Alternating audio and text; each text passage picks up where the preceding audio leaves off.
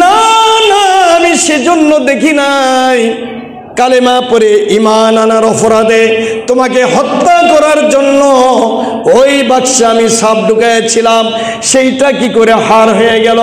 এবার মেয়েটি বলে, ও পিতাজি, আমি না আপনাকে বলেছি, মুসলমানদের ওয়াজে শুনেছি যে ব্যক্তি আল্লাহর উপর খালিস ভাবে ঈমান আনে আর আল্লাহকে ইলাহ হিসেবে মেনে নেয়, স্বয়ং আল্লাহ পাক সেই বান্দার সাহায্যকারী হয়ে যায়। কথা ঠিক আছে না নাই? জোরে বলেন ঠিক আছে না নাই? সেই আল্লাহ কি মরে গেছে না বুড়ো হচ্ছে? আল্লাহ কি মরে গেছে না বুড়ো হচ্ছে? ও মুসলমান, এখনো যদি আমরা পরিপূর্ণ ঈমান খালেস ভাবে আনি, আল্লাহকে যদি রব হিসেবে মেনে নেই, আল্লাহ পাকের সাহায্য অবশ্যই আমাদের উপর নেমে আসবে। এবার মেয়েটি বলে, মা তুমি কি শোনালে? এই বাক্সের মধ্যে যদি সাপ যদি আল্লাহ হারে পরিণত করে দিয়ে থাকে, আর দেরি করো না, আমাকে তুমি কালেমাটা শোনায় দাও। সারা আমি মুশরিক ছিলাম, মানুষকে ভুল পথে পরিচালিত করেছি, অতএব এই মুহূর্তে তুমি আমাকে কালেমার বাণী শুনে দাও।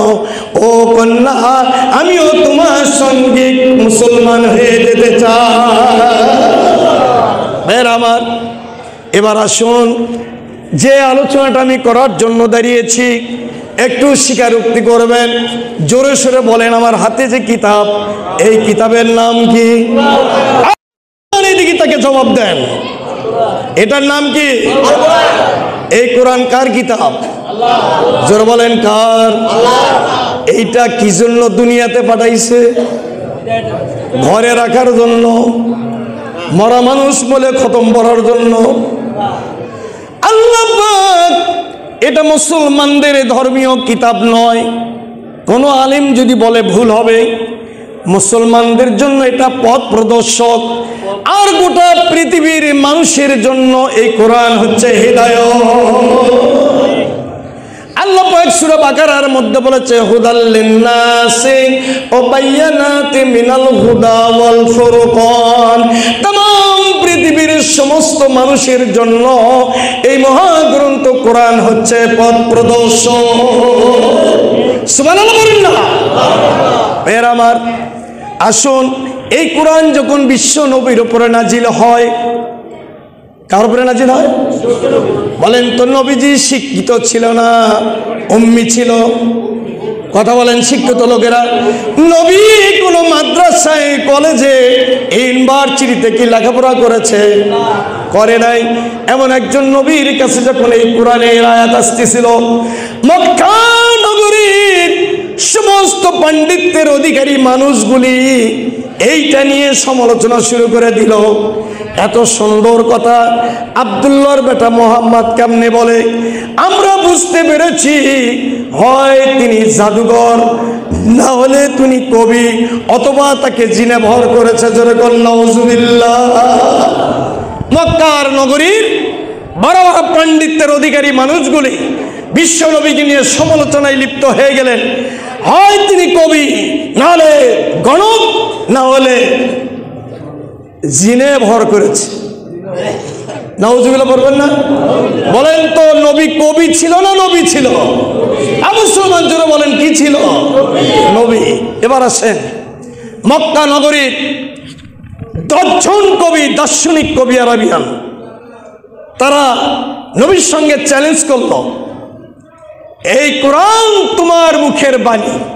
নাউজুবিল্লাহ, জোরে বলেন না নাউজুবিল্লাহ। এটা কি নবীর মুখের বাণী না আল্লাহর বাণী?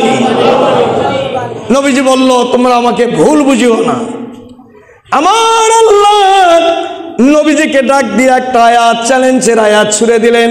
ওয়াইন কুনতুম ফি রাইবিম মিম্মা নাযালনা আলা আবদিনা ফাতু বিসূরাতিম মিন মিসলিহি। আল্লাহু আকবার। ও নবী, আপনাদেরকে বলুন, এই রূপ যদি একটা কোরআনের আয়াত তারা লিখতে পারে, বলতে পারে, যদি তারা সত্যবাদী হয়। এই 10 জন কবি কলম নিয়ে ফ্যাশন শুরু করে দিল। 10 বছর তারা চেষ্টা করলো, 8 জন কবি মারা গেল, একজন কবির ব্রেন আউট হয়ে গেল, আর একজন কবি কাবার গিলাপে লিখে দিল লাইসাল কালামু হাজাল বাশার, এই কোরআন কোন পৃথিবীর মানুষের রচিত নয়, স্বয়ং আল্লাহ পাক নাজিল করেছে। কথা বোঝা যাচ্ছে না? যাচ্ছে না? আসুন, হযরত ওমর ইসলাম কবুল করে নাই, রাসূলের বায়াত গ্রহণ করে নাই। আমি যখন মসজিদ দিকে আসি, 2 জন দোকানদার আমাকে বলতেছে হুজুর বায়াতের ওয়াজ করা লাগবে। আর এই জনগণ তো বায়াতই বোঝে না, তাদের কাছে কি বায়াতের ওয়াজ করবি? আল্লাহ কি এই কোরআনের মধ্যে এমন কোন লোকের নাম ধরে বলেছে অমুকের বায়াত নিতে হবে? জোরে বলেন, বলে নাই। আল্লাহ তাআলা এই কোরআনে একজন ব্যক্তির নাম বলেছে, আতিউল্লাহ ওয়া আতিউর রাসূল ওয়া উলিল আমরি মিনকুম, তোমরা আল্লাহর বায়াত গ্রহণ করো, রাসূলের বায়াত গ্রহণ করো, আর তোমাদের নেতার আনুগত্য তোমরা করো। জোরে বলেন মারহাবা। কষ্ট হচ্ছে কি আপনাদের? অন্য অন্য ওয়াইজিনের মতো নয়, আমি তো এলাকার ছেলে, যাও পিটতেছি, মনোযোগ দিয়ে শুনবেন, কাজে লাগতে পারে। মুসলমান, ওমর চিন্তা করলো আব্দুল্লাহর বেটা মোহাম্মদ এত সুন্দর কথা কেমনে কয়, আমারে পরীক্ষা করতে হবে। সুবহানাল্লাহ কবেন না? সুবহানাল্লাহ কন। আমাকে পরীক্ষা করতে হবে। গভীর রাত্রিতে নবীজি কাবার ভিতরে দাঁড়িয়ে 2 রাকাত নফল নামাজের জন্য দাঁড়িয়ে গেছে। যেরকম কয় রাকাত? সূরা তিলাওয়াতের মধ্য দিয়ে নবীজি নামাজ শুরু করেছে, আর ওমর চুপে চুপে কাবার ওয়ালের সঙ্গে কানটা বাজাইছে, দেখি আব্দুল্লাহর বেটা মোহাম্মদ কি তিলাওয়াত করে, এটা পরীক্ষা করতে হবে। নবীজি সূরা হাক্কার 40 নম্বর আয়াতে কারিমা তিলাওয়াত শুরু করেছে, আর ওমর মনে মনে কল্পনা করতেছে, বুঝতে পেরেছি আব্দুল্লাহর বেটা বড় ধরনের একজন কবি হয়ে গেছে। নাউজুবিল্লাহ কবেন না? জাকির ভাইয়ের আগমন, জাকির ভাইয়ের আগমন। বাবারে, নেতা গরুক সম্মান দেওয়া লাগবে। আল্লাহ করছে উলিল আমরি মিনকুম, নেতার আনুগত্য করো। আমার মনে হয় বসলে ভালো হয়। ওয়ালাইকুম আসসালাম। যাক, আমাদের মাঝে সোনাতলা সেরাকান্দির মনোনীত আগাম চিন্তা চেতনার প্রার্থী, আশাবাদী আমাদের মাঝে এসেছেন। আমরা সবাই আল্লাহর শুকরিয়া আদায় করি। জোরে সোরে বলি আলহামদুলিল্লাহ। এই শুকরিয়াতে আল্লাহ খুশি হবে না পিছনের গুলো না জোরে মারে? জোরে বলেন আলহামদুলিল্লাহ। আমি আলোচনা কোথায় ছাড়ছি মনে আছে তো? আরে আজকে নেতারা 1.5-2 ঘন্টা ওয়াজ করে। জাহিদুল মামা শাহবাজপুরে, উনি কিছুক্ষণ আগে মারা গেছে। কাল ইয়ার সময় জানাজা হবে, পরে জুম্মা।